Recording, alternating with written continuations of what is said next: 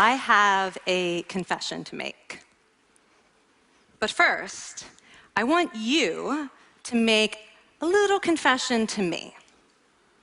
In the past year, I want you to just raise your hand if you've experienced relatively little stress. Anyone?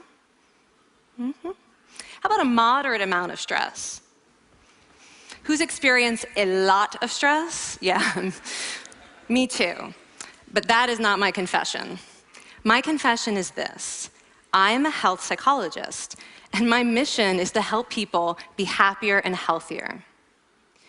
But I fear that something I've been teaching for the last 10 years is doing more harm than good, and it has to do with stress. For years, I've been telling people stress makes you sick. It increases the risk of everything from the common cold to cardiovascular disease. Basically, I've turned stress into the enemy. But I've changed my mind about stress, and today, I want to change yours. Let me start with the study that made me rethink my whole approach to stress. This study tracked 30,000 adults in the United States for 8 years, and they started by asking people, how much stress have you experienced in the last year? They also asked, do you believe that stress is harmful for your health? And then they used public death records to find out who died. Okay. Some bad news first. People who experienced a lot of stress in the previous year had a 43% increased risk of dying. But that was only true for the people who also believed that stress is harmful for your health.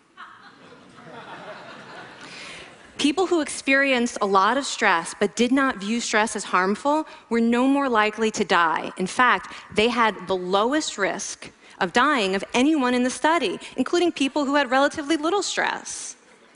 Now, the researchers estimated that over the 8 years they were tracking deaths, 182,000 Americans died prematurely, not from stress, but from the belief that stress is bad for you. That is over 20,000 deaths a year. Now, if that estimate is correct, that would make believing stress is bad for you the 15th largest cause of death in the United States last year, killing more people than skin cancer, HIV, AIDS, and homicide.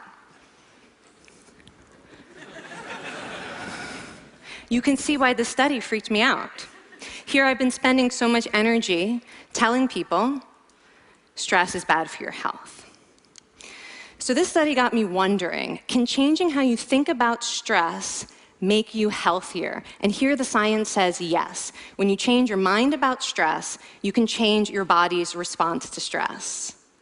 Now, to explain how this works, I want you all to pretend that you are participants in a study designed to stress you out. It's called the social stress test. You come into the laboratory, and you're told you have to give a 5-minute impromptu speech on your personal weaknesses to a panel of expert evaluators sitting right in front of you. And to make sure you feel the pressure, there are bright lights and a camera in your face, kind of like this. And the evaluators have been trained to give you discouraging nonverbal feedback, like this.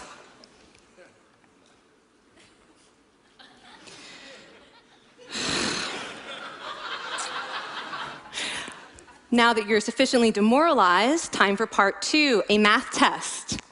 And unbeknownst to you, the experimenter has been trained to harass you during it. Now, we're going to all do this together. It's going to be fun. For me. Okay. I want you all to count backwards from 996 in increments of 7. You're going to do this out loud as fast as you can, starting with 996. Go. Go faster. Faster, please. You're going too slow. Stop, stop, stop, stop. That guy made a mistake. We're going to have to start all over again. You're not very good at this, are you? Okay, so you get the idea. Now, if you were actually in this study, you'd probably be a little stressed out.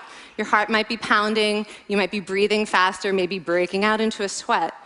And normally, we interpret these physical changes as anxiety or signs that we aren't coping very well with the pressure. But what if you viewed them instead as signs that your body was energized, was preparing you to meet this challenge? Now, that is exactly what participants were told in a study conducted at Harvard University. Before they went through the social stress test, they were taught to rethink their stress response as helpful. That pounding heart is preparing you for action. If you're breathing faster, it's no problem. It's getting more oxygen to your brain. And participants who learned to view the stress response as helpful for their performance, well, they were less stressed out, less anxious, more confident. But the most fascinating finding to me was how their physical stress response changed. Now, in a typical stress response, your heart rate goes up and your blood vessels constrict like this. And this is one of the reasons that chronic stress is sometimes associated with cardiovascular disease. It's not really healthy to be in this state all the time. But in the study, when participants viewed their stress response as helpful, their blood vessels stayed relaxed like this. Their heart was still pounding, but this is a much healthier cardiovascular profile. It actually looks a lot like what happens in moments of joy and courage. Over a lifetime of stressful experiences, this one biological change could be the difference between a stress-induced heart attack at age 50 and living well into your 90s. And this is really what the new science of stress reveals, that how you think about stress matters. So my goal as a health psychologist has changed. I no longer want to get rid of your stress. I want to make you better at stress. And we just did a little intervention. If you raised your hand and said you'd had a lot of stress in the last year, we could have saved your life. Because hopefully the next time your heart is pounding from stress, you're going to remember this talk, and you're going to think to yourself, this is my body helping me rise to this challenge. And when you view stress in that way, your body believes you, and your stress response becomes healthier. Now, I said I have over a decade of demonizing stress to redeem myself from. So we are going to do one more intervention. I want to tell you about one of the most underappreciated aspects of the stress response. And the idea is this: stress makes you social. To understand this side of stress, we need to talk about a hormone, oxytocin. And I know oxytocin has already gotten as much hype as a hormone can get.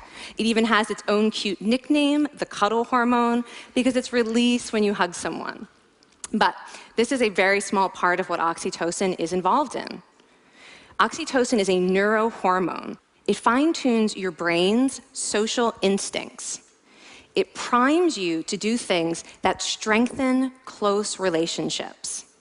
Oxytocin makes you crave physical contact with your friends and family. It enhances your empathy. It even makes you more willing to help and support the people you care about. Some people have even suggested we should snort oxytocin to become more compassionate and caring. But here's what most people don't understand about oxytocin. It's a stress hormone. Your pituitary gland pumps this stuff out as part of the stress response. It's as much a part of your stress response as the adrenaline that makes your heart pound. And when oxytocin is released in the stress response, it is motivating you to seek support. Your biological stress response is nudging you to tell someone how you feel instead of bottling it up. Your stress response wants to make sure you notice when someone else in your life is struggling so that you can support each other. When life is difficult, your stress response wants you to be surrounded by people who care about you. Okay, so how is knowing this side of stress going to make you healthier? Well, oxytocin doesn't only act on your brain, it also acts on your body. And one of its main roles in your body is to protect your cardiovascular system from the effects of stress. It's a natural anti-inflammatory. It also helps your blood vessels stay relaxed during stress. But my favorite effect on the body is actually on the heart. Your heart has receptors for this hormone. And oxytocin helps heart cells regenerate and heal from any stress-induced damage. This stress hormone strengthens your heart. And the cool thing is that all of these physical benefits of oxytocin are enhanced by social contact and social support. So when you reach out to others under stress, either to seek support or to help someone else, you release more of this hormone, your stress response becomes healthier, and you actually recover faster from stress. I find this amazing that your stress response has a built-in mechanism for stress resilience. And that mechanism is human connection. I want to finish by telling you about one more study. And listen up, because this study could also save a life. This study tracked about 1,000 adults in the United States, and they ranged in age from 34 to 93. And they started the study by asking, how much stress have you experienced in the last year? They also asked, how much time have you spent helping out friends, neighbors, people in your community? And then they used public records for the next 5 years to find out who died. Okay, so the bad news first. For every major stressful life experience, like financial difficulties or family crisis, that increased the risk of dying by 30%.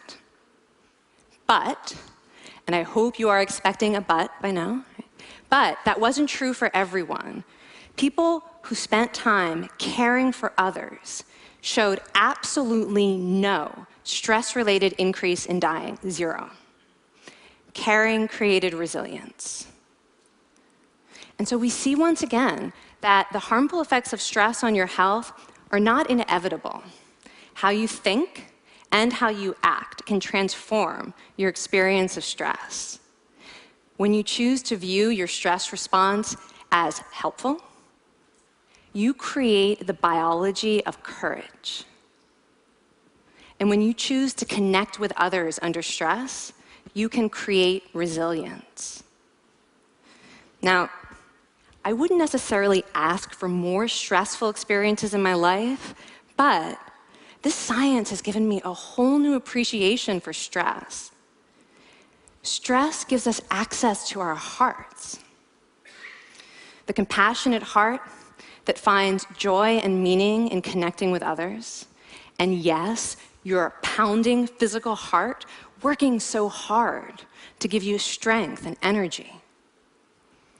And when you choose to view stress in this way, you're not just getting better at stress, you're actually making a pretty profound statement. You're saying that you can trust yourself to handle life's challenges. And you're remembering that you don't have to face them alone. Thank you. Thank you.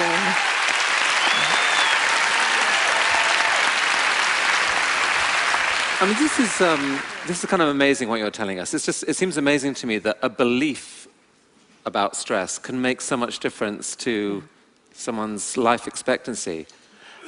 How would that extend to advice? Like if someone's making a lifestyle choice between, say, a stressful job and a non-stressful job, does it matter that which way they go, that it's equally wise to go for the stressful job so long as you believe that you can handle it in some sense? Yeah, and one thing we know for certain is that chasing meaning is better for your health than trying to avoid discomfort. And so I would say that's really the best way to make decisions, is go after what it is that creates meaning in your life, and then trust yourself to handle the stress that follows. Thank you so much, Kelly. Thank you. It's really cool.